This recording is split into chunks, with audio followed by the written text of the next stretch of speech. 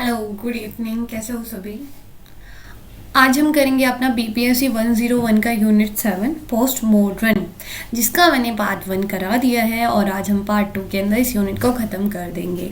ठीक है।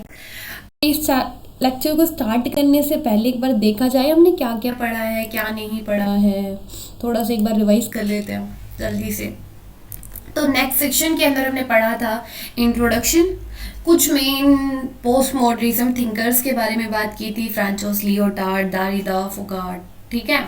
और आज हम लकुला एंड मुफाफे के बारे में बात करेंगे। पोस्ट मॉडर्निज्म का पोस्ट स्ट्रक्चरलिज्म से क्या रिलेशन है ये देखेंगे। पोस्ट मॉडर्निज्म और ग्लोबलाइजेशन का क्या रिलेशन है ये देखने वाले हैं। ठीक है। तो आज 3 टॉपिक होने वाले, काफ़ी छोटा सा सेशन रहेगा ये, तो जल्दी से ख़त्म हो जाएगा। तो स्टार्ट करते हैं। देखो, हमने इंट्रोडक्शन में पढ़ा था पोस्ट मॉडर्निज्म एक रिएक्शन होता है किसके अगेंस्ट? मॉडर्निज्म के। इसमें मैंने आपको बताया था मॉडर्निज्म क्या होता है। ठीक है। और मॉडर्निज्म किसने अपने आर्टिकल में फर्स्ट टाइम पब्लिश किया था ये वर्ड और यूज किया था। ठीक है। फिर उसके बाद हमने पोस्ट मॉडर्निज्म के कुछ थिंकर्स की बात की थी कि ये थिंकर्स हमारे लियोटार्ड, दारिदा एंड फुकार्ट। पोस्ट मॉडर्निज्म एक स्टाइल ऑफ थॉट होता है जो कि रीजन और ट्रूथ, आइडेंटिटी इन सबको लेकर चलता है, और ये अगेंस्ट होता है जो नॉर्म्स, वैल्यूज, इनस्टेबल और डाइवर्सिटी होती है, इन सब के खिलाफ होता है। ठीक है। कुछ थिंकर्स के बारे में बात की थी, लियोटार्ड के बारे में जो कि एक फ्रेंच पॉलिटिकल फिलोसफर होती है। इनकी जो बुक है द पोस्ट मॉडर्निज्म कंडीशन, इसको बाइबल माना जाता है। ये नॉलेज की बात बोलते हैं कि नॉलेज ही सब कुछ है भाई, नॉलेज आपकी कम्युनिटी, आप नॉलेज है तो आप सर्वाइव कर पाओगे और प्रॉफिट ले पाओगे। ठीक है। ये क्या बोलते हैं? नॉलेज को आप खरीद सकते हो, बेच सकते हो, और नॉलेज ही, जिसके पास नॉलेज होगा वही कंट्रोल करेगा, किसको? पॉलिटिकल कंट्रोल करके रखेगा। ठीक है। आगे क्या बोलती है? रिजेक्ट करती है मार्क्सिज्म, मेटा नैरेटिव थ्योरीज को, और बोलती है कि जो मेटा नैरेटिव्स है मर चुके हैं, जैसे क्रिश्चियनिटीज, लिबरल, ह्यूमनिज्म। इससे पता चलता है कि मार्क्सिज्म इन सबके अगेंस्ट रही है। ठीक है।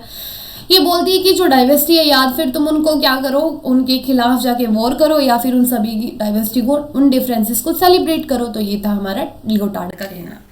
फिर नेक्स्ट आते हैं हमारे दारिदा जो कि हमारे फ्रांस फिलोसफर होते हैं, और ये एक वर्ड लेके आते हैं डीकंस्ट्रक्शन। अब डीकंस्ट्रक्शन जो कि पहली बार अपने वर्ड में कह रहे हो, अपनी बुक में जो यूज करते हैं, पहली बार ये यूज करते हैं इस टर्म को। डीकंस्ट्रक्शन का मतलब मैंने आपको बताया था फर्स्ट लेक्चर के अंदर कि क्या होता है, फर्स्ट पार्ट के अंदर बताया था। तो ये बताते हैं, इनसे काफी क्वेश्चन पूछे जाते हैं कि भाई हमको बताओ डीकंस्ट्रक्शन का मतलब क्या होता है। मना कर देते हैं कि भाई मैं नहीं बताऊंगा, ऐसे कैसे बताऊंगा।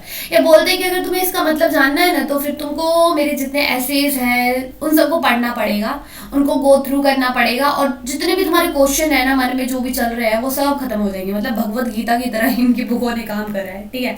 आगे चलते हैं। फिर इन्होंने बोला था कि जो ये थ्योरी है डीकंस्ट्रक्शन की, ये सिर्फ अगेंस्ट रिएक्शन है, जो पहले से अजम्पशन, जो पहले से धारणाएं बनी हुई है सोसाइटी के अंदर, जो आज के टाइम पे प्रेजेंट करती है, तो उनके अगेंस्ट ये क्या है? रिएक्शन है। क्या? डीकंस्ट्रक्शन। ठीक है। तो इन्होंने बोला था कि भाई देखो, जो ये तुम बाइनरी लेके चलते हो कि अच्छा है बुरा है, इन सभी के ये अगेंस्ट होते हैं। कौन? हमारे दारिदा। ये बोलते हैं कि देखो स्पीच वगैरह खत्म हो जाती है एक न एक टाइम पर आके, लेकिन जो राइटिंग होती है वो हमेशा जीवित रहती है। ठीक है। फिर उसके बाद हमने फुकार्ट के बारे में बात करती है। फुकार्ट का जो बाउंड्रीज है वो पॉलिटिकल साइंस से नहीं है, उससे बाहर रही है, वो पॉलिटिकल थ्योरी से ही नहीं, वो उससे भी बाहर रही है। मेडिकल, लिंग्विस्टिक, इन सभी में इनका हाथ हमें दिखा है। और इन्होंने 2 मेथड बताए थे, अभी आपको बताना है कौन से मेथड है। फुकार्ट है हमारे, ये इंडिपेंडेंट आइडेंटिटी को रिजेक्ट करते हैं, ह्यूमनिज्म को रिजेक्ट करते हैं, लिबरल ह्यूमनिज्म को भी रिजेक्ट करते हैं। ठीक है। और ये क्या कहते हैं? ये बोलते हैं ये मार्क्सिज्म अप्रोच इन सब के अगेंस्ट है, मार्क्सिज्म लिबरल के अगेंस्ट है, ये हमने देख लिया। ठीक है। बोलते हैं कि पावर ना ही यहाँ पर है नहीं वहाँ पर है, ये पूरी जो सोसाइटी है ना उसके पास पावर है। ठीक है। मांग लो अगर जो मांग सकता है। ठीक है। क्योंकि सिंगल पर्सन के पास पावर नहीं होती है। ठीक है। और ये बोलते हैं कि पावर होती क्या है, पहले तो देखो पावर होती क्या, पावर रिलेशन क्या होता है, यहाँ पर हमारे पूरे एक्सप्लेन करते हैं। और तुम पावर को एक डिसिप्लिनरी मेथड में कैसे चला सकते हो, तो उसके लिए कुछ हमारे रूल्स और रेगुलेशंस बताते हैं। तो देख लेना कौन कौन से मेथड हमको देते हैं। आगे आज हम मुफाफे और लकालू के बारे में बात करेंगे। तो मुफाफे और लकालू ये काफ़ी इंपॉर्टेंट पोस्ट मार्क्सिस्ट मतलब कि थोड़ा सा मार्क्स के बारे में तो बात करेंगे, और पोस्ट मॉडर्निज्म भी बोला जाता है। इन दोनों में इनका काफ़ी इंपॉर्टेंट रोल रहा है। ठीक है। ये बोलते हैं कि मार्क्सिस्ट को एक क्रिटिक्स करते हैं कि देखो मार्क्स ने ना एक गलती करी है सबसे बड़ी, कि उन्होंने ना हमेशा अपना फोकस एक ही चीज़ पर रखा, प्रोलिटरेट के ऊपर, कि मेरे को प्रोलिटरेट को इक्वलिटी दिलाना है, प्रोलिटरेट है सिर्फ उन्हीं को एक्सप्लॉइट किया जाता है, बस इन्होंने क्लास क्लास क्लास की बात की थी। ठीक है, उनका जो डायमेंशन था वो सिर्फ एक ही जगह पर था। जब कहते हैं ना कि तुम्हारा लक्ष्य ही छोटा होगा तो तुम्हें कामयाबी छोटी मिलेगी, है ना। तो मतलब तुम अपने बारे में अगर तुम सोचते हो कि हाँ हमको कुछ बड़ा करना है, तो तुम उसके कैपेबल भी होते हो और तुम धीरे धीरे मेहनत करने लगते हो, तुम्हें बहुत कुछ मिलने भी लगता है। ठीक है, वो बोलते हैं कि तुम चाहते ही कम चीज़ हो, तुम्हें मिलेगा भी कम। ठीक है, तो उन्होंने बोला है कि जो इनकी ड्रीम था या फिर इनके जो डायमेंशन थे वो बहुत कम थे। इन्होंने ना वुमेन्स की बात की, ना इन्होंने ब्लैक्स की बात की, ना ही इन्होंने इमिग्रेंट्स की बात की। ठीक है, ना ही इकोलॉजिस्ट की बात करी, सिर्फ इनका ध्यान था प्रोलिटरेट के ऊपर। ठीक है, फिर उसके बाद जो ये पोस्ट मॉडर्निज्म, पोस्ट मार्क्सिज्म, इन सभी को क्या करते बोलते हैं कि लुकालो फुफाफे बोलते हैं कि जो मार्क्सिज्म है ये इसलिए नहीं चल पाया है क्योंकि देखो ये काफ़ी ऑर्थोडॉक्स रहा है। ठीक है, इनका जो ध्यान था वो सिर्फ यहीं पर था, तो इस टाइम पर वो ज़्यादा नहीं चल पाया। यही इसको क्या करते हैं, रिजेक्ट करते हैं। ये बोलते हैं कि जो लियोटार्ड ने अपना जो वो दिया था ना, मैटर नरेटिव्स का वो फेवर कर रही थी, तो उस चीज़ को हम रिजेक्ट करते हैं। बोलते हैं कि हम चाहते हैं, हम फेवर करते हैं लिटिल नरेटिव्स को। ठीक है, आगे क्या कि रिजेक्ट करते हैं सिंगल मीनिंग। बोलते हैं कोई भी सिंगल मीनिंग नहीं होता भाई। अगर किसी की आइडेंटिटी भी होती है तो सिंगल पर्सन की, एक पर्सन को एक ही आइडेंटिटी से नहीं जाना चाहता। अब आप मेरे को जानोगे तो पहले मेरा नाम जानोगे, फिर उसके बाद मैं क्या कर रही हूँ, मैं क्या पढ़ती हूँ उसके बारे में, फिर मेरी कहाँ रहती हूँ, है ना। काफ़ी कुछ होता है आइडेंटिटी में। बोलते हैं कोई सिंगल मीनिंग नहीं होता। फर्स्ट ऑफ ऑल काफ़ी मीनिंग होता है भाई, एक आइडेंटिटी ही ले लो तुम, एक पर्सन की एक सिंगल आइडेंटिटी नहीं होती है। ठीक है, ना ही कोई ट्रूथ एक होता है, रियलिटीज़ भी एक नहीं होती है। ठीक है, तो ये क्या बोलते हैं कि कोई भी सिंगल मीनिंग नहीं होता, रिजेक्ट करते हैं इस चीज़ को। ये बोलते हैं कि हम कोई एंटी थ्योरिस्ट नहीं है कि तुम्हारी थ्योरिस्ट को पकड़ना है और सिर्फ उसको क्रिटिक्स करना नहीं। हम क्या करते हैं, हम हमारा जो काम है, जो पहले से ही थ्योरीज एग्जिस्ट करती है सोसाइटी के अंदर, जो फिक्स स्कीम है उसको बस देखते हैं। ठीक है, उसको एक अलग वे से तो देख रहे हैं हम, उस चीज़ को थ्योरिस्ट एंटी थ्योरिस्ट थोड़ी नहीं हो जाएंगे। वो बोलते हैं ना ही हम एंटी रीज़न है। हम क्या करते हैं, हम क्वेश्चन करते हैं रीज़न बाय रीज़न। जो हमारे क्वेश्चन करने जो क्वेश्चन होते हैं ना, उनके पीछे कोई ना कोई रीज़न होता है। जो तुमने कैटेगरीज बनाई हुई है, बाइनरी कैटेगरीज, रैशनल, इरेशनल, इसके ऊपर हम क्वेश्चन करते हैं। ठीक है, दोबारा से हम क्वेश्चन कर रहे हैं। ठीक है, कि तुमने कैसे बनाया क्या, तो इसका मतलब ये नहीं हुआ कि हम एंटी रीजन हो गए, एंटी थ्योरिस्ट हो गए। ये बोलते हैं ना ही हम एंटी नॉलेज है, सिर्फ हम क्या कर रहे हैं, हम एक्सप्लेन कर रहे हैं चीज़ों को, बता रहे हैं लोगों की जो पावर है, जो मार्केट है आज के टाइम पर, उसके बारे में बता रहे हैं हम कौन सा गलत काम कर रहे हैं, है ना। तो ये अपने आप को फेवर करते हैं। आगे चलते हैं पोस्ट मॉडर्निज्म, पोस्ट स्ट्रक्चरलिज्म के अंदर क्या क्या सिमिलरिटीज़ और क्या क्या डिफरेंट है। तो कुछ सिमिलरिटीज़ है पोस्ट मॉडर्निज्म, पोस्ट स्ट्रक्चरलिज्म के अंदर। पोस्ट मॉडर्निज्म फुकाटो, लियोटार्ड, जिनकी थ्योरी है सोसाइटी और कल्चर को लेकर, हिस्ट्री को लेकर इनकी थ्योरी है। ठीक है, theory of history and society है। जहाँ पर हमारे पोस्ट स्ट्रक्चरलिज्म देरिडा, जो कि उनकी थ्योरी है नॉलेज ऑफ लैंग्वेज। ठीक है, तो ये थोड़ा सा डिफरेंस और थोड़ा सा हमको सिमिलरिटीज़ दिखा।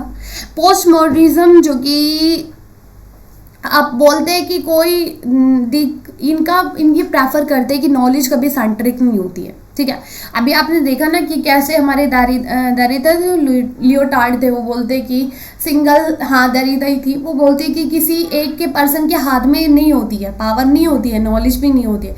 तो बोलते हैं कि देखो कोई सिंगल सेंट्रिक नहीं होता है। ठीक है, कोई सेंट्रिक नहीं होती नॉलेज जो होती है वो सब डिसेंट्रिक होती है। ठीक है, और ऐसे ही हमारे जो पोस्ट स्ट्रक्चरलिज्म होता है वो मॉडर्न सर्चिंग की बात करते हैं, नॉलेज की बात करते हैं, मोरलिटी की बात करते हैं। अगर इन दोनों का रिलेशन देखें तो नॉलेज और पावर को लेकर इनका रिलेशन है।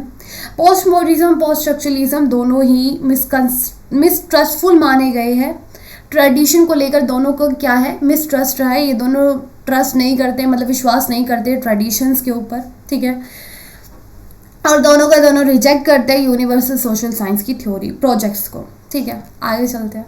पोस्ट मॉडर्निज्म और पोस्ट ग्लोबलाइजेशन।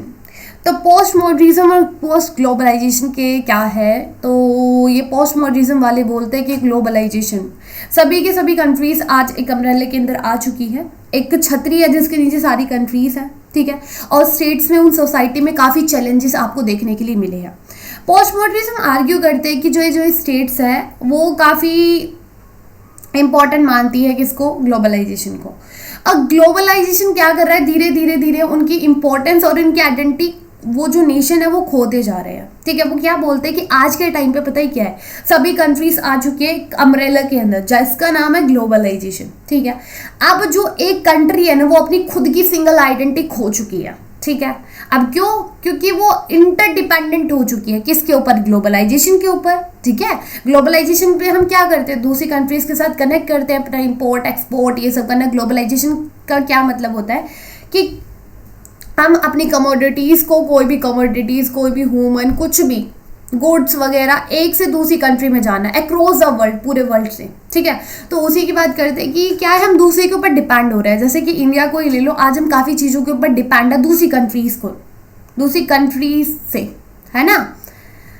तो ये क्या बोलते हैं, पोस्ट मॉडर्निज्म बोलते हैं कि ये बात करते हैं जहाँ पे टेक्नोलॉजी होती है, ये टेक्नोलॉजी की बात करते हैं, और कैपिटलिज्म सोसाइटी की बात करते हैं, और बोलते हैं कि डाइवर्सिटी वगैरह होनी चाहिए। तो हमारे एक इमनाल थे जो क्या बोलते हैं कि जो कैपिटलिस्ट सोसाइटी है, जो कैपिटलिस्ट सोसाइटी है, जो हिस्ट्री रही है, आर्ग्यू करते हैं कि देखो होना क्या वाला है। देखो इनका सिंपल सा मतलब क्या होता है, ग्लोबलाइजेशन को लेकर ये बोलते हैं, जो हमारे पोस्ट मॉडर्निज्म वाले होते हैं, ये बोलते हैं कि देखो होगा कुछ नहीं, जो तुम क्रिटिसाइज कर रहे हो ना ग्लोबलाइजेशन को, नहीं कुछ नहीं होने वाला। तुमने ऊपर बोला कि हम इंटरडिपेंडेंट हो चुके हैं, तो बोलते हैं कि जो हमारे इमल होते हैं ये क्या बोलते हैं कि आज के टाइम पर जो ट्रेंडिंग में जो चल रहा है ना वो कल्चर हेट्रोजीनियस नहीं है, वो कल्चर होमोजीनियस है। अब कल्चर हेट्रोजीनियस और कल्चर होमोजीनियस क्या होता है, पहले तो मैं आपको ये बता दूं। देखो कल्चर हेट्रोजीनियस होता है कि तुम अगर अपने कल्चर को जाकर कहीं और भी फैला रहे हो तो उसके जो नेगेटिव इम्पैक्ट होंगे, लोग उसको मानेंगे नहीं। तुम दूसरों के कल्चर के ऊपर अपना कल्चर इंपोज करोगे तो वो तो नेगेटिव होगा ना, तो वो तो हुआ नेगेटिव। कल्चर होमोजीनियस मतलब हम मिक्स करते हैं। ठीक है, जैसे कि अगर आप अमेरिका जाके देखोगे तो यहाँ पर इंडिया के अंदर भी जो लोग हैं वो वेस्टर्न कपड़े पहनते हैं। ठीक है भाई, अब इंडिया के कपड़े तो ऐसा है नहीं कि इंडिया के जो क्लोथ है वो फेमस नहीं हो रहे। अमेरिका के अंदर भी आप जाओगे तो वहाँ पर कुर्ते के नीचे जीन्स पहनी जाती है ना, तो इससे क्या है, होमोजीनियस हो रहा है ना, लोग मिक्स कर रहे हैं। ठीक है, ये बोलते हैं कि जो ये हमारा ग्लोबलाइजेशन है इसके अंदर क्या हो रहा है कि स्टेट जो वर्ल्ड सिस्टम है पूरा कल्चर डिफरेंसेस को सब क्या कर रहे हैं, सेलिब्रेट कर रहे हैं। ठीक है, जो सिमिलैरिटीज मिलती है, जो डिफरेंसेस मिलते हैं कल्चर्स को, इन सबको क्या कर रहे हैं, इनको बढ़ा रहे हैं, आगे आगे पहुंचा रहे हैं। अब इंडिया के जो जीन्स है, जो कुर्ते हैं, अब वो इंडिया तक ही रहते हैं, लेकिन वो दूसरी कंट्री में जा रहे हैं ना, तो इससे अच्छा इम्पैक्ट दिख रहा है ना हमको। ऐसा तो है नहीं बाहर से दूसरी कंट्री का जो सामान है वो सिर्फ वही फैल रहा है। ठीक है, किसी का सिंगल डोमिनेंट नहीं है। ठीक है, तो इसी की बात करते हैं कौन, ग्लोबलाइजेशन वाले। तो हमारा ये चैप्टर यहीं पे ख़त्म होता है। तो पहले ही आगे की चीज़ें ध्यान रख लेना, अभी का जो मैंने पढ़ाया वो इतना इम्पोर्टेंट नहीं था, बस आपको ये पोस्ट मॉडर्निज्म थिंकर्स के बारे में याद रखना है। एक यही इंपॉर्टेंट क्वेश्चन बन सकता है इस चैप्टर से, और कुछ नहीं होगा। मॉडर्निज्म, पोस्ट मॉडर्निज्म, ये आपको इंट्रोडक्शन में काम आएगा, फिर उसके बाद आप थिंकर्स के बारे में लिख सकते हो। ठीक है, अगर 20 मार्क्स का क्वेश्चन आता है, और इससे ये ग्लोबलाइजेशन, स्ट्रक्चरलिज्म, इसके ऊपर क्वेश्चन नहीं आएगा। ठीक है, तो मिलते हैं नेक्स्ट लेक्चर के अंदर। आई होप आपको ये चैप्टर समझ में आ गया होगा। तो अगर क्लास की PDF चाहिए तो वो आपको मिलेगी टेलीग्राम पर। सो बाय, टेक केयर।